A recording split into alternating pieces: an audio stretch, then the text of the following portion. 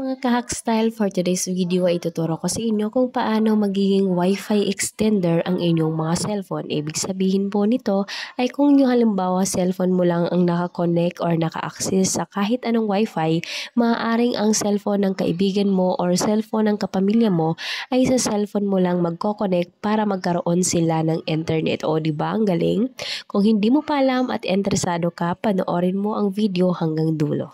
Ayan mga ka-Hackstyle, nakakonect na po ang aking cellphone sa Wi-Fi.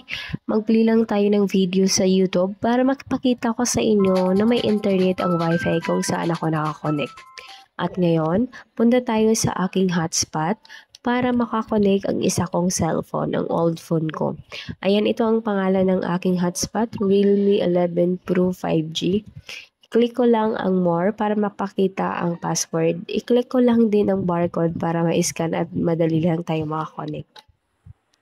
Ito na tayo mga ka-Hackstyle sa old phone ko. Ang gagawin lang natin para makakonect ay punta lang tayo sa Wi-Fi.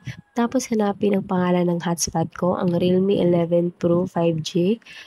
Pero para mas madali, i-click na lang natin ang scan para ma-automatic na makonect at hindi na ako magta-type.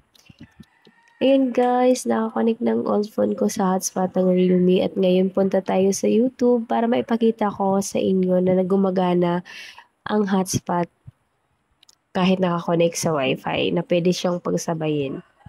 Ito na tayo sa aking YouTube at mag-play tayo ng video. Ayun guys, may internet, mag-play tayo ng video. Ipakita ko lang ulit sa inyo na nakakonect talaga ako sa hotspot ng Realme cellphone ko.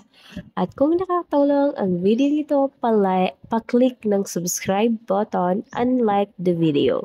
Thank you, God bless!